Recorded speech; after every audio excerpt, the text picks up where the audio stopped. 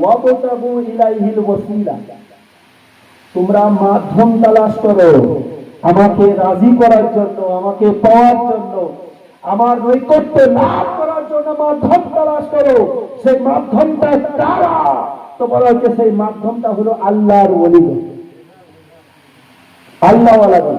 খাজা মাইনুদ্দিন চিশতিয়া বলুন, আল্লাহর ইশারা ছাড়া গা ছিলে না। এদিকে খাজা ইশারা দিলে তুই হিলবি না, ওই তোমার উটই বসে থাকবে।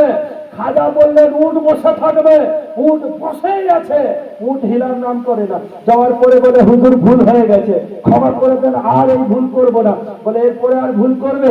বলে না না, এরপরে আর ভুল করবো না। বলে যাও, ভুল করবে না, ক্ষমা করে দিলাম, তোমার উট উঠে গেছে। বলে সুবহানাল্লাহ। তো আল্লাহ নবীদেরকে, আল্লাহ আল্লাহওয়ালাদেরকে, মুর্শিদদেরকে, ওলিদেরকে সেই পাওয়ার দিয়ে দিতেন, আর সেই পাওয়ার ওনারা ব্যবহার করে থাকে। আর সেই পাওয়ারের তরফে যদি আপনাকে আমাকে কিছু দেয়, তো ওটা শিরিক ও বিদআত হবে না, সেটা জায়েজ।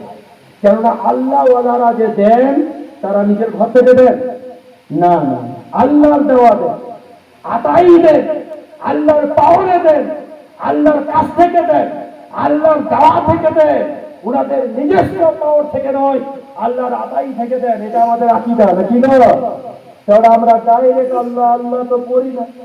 আমরা নামাজেও নবীকে সালাম দিয়ে নামাজকে কবুল করাই, না করাই না? নবীকে সালাম দান তো নামাজে।